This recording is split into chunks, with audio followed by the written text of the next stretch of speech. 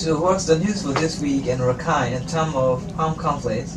For armed conflicts, Yeah. some young men got arrested, and 30 village administrators resigned today in Rakhine and Burma townships, and they are still discussing, I think.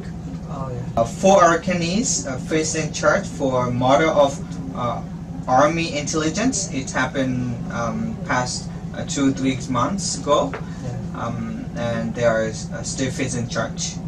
And yesterday they got arrested. So why the 30 village administrators resigned from their duty? What's the reason? Because the Arakan Army, the rebels groups, and the Government Army are still fighting. It has been about 2 months. It's going on, the fighting, and then government wants to know the administrator have in touch with the rebels group, whether or not, and then so they are worried, and because it's really dangerous for them, so then they don't want to continue our BBC news sources. In terms of the refugees, what's going on?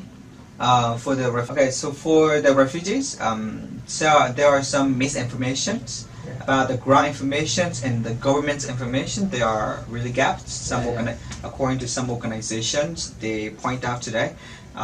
So our need assessment is really important to get accurate information. And then I think there will be about 6,000, 7,000. I think the news and the governments and ICRC, international organization, they say about 4,000, 5,000, 4,000, between 4,000 and 5,000. Actually, the ground levels, the CSO, they point out about maybe about 6,000, over 6,000, 7,000. Refugees don't have good shelter, and they're near the monastery. Some don't have a blanket. It is very cold season now. I also heard that because of hand grenade, a student died and hand grenade bomb. Yeah. What about this? Yeah. I think they saw it on the way, and then they pick up and they play, and it's explored. So what are international community doing? International community are concerned and worried because there are people. The IDPs are suffering. They need support, and they want to support, but government's blocking the international organizations.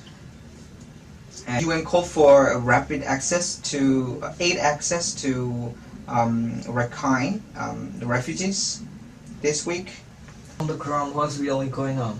People are trying to do the height place to height, and they dig grounds, to height to prevent from bombs or from attacked.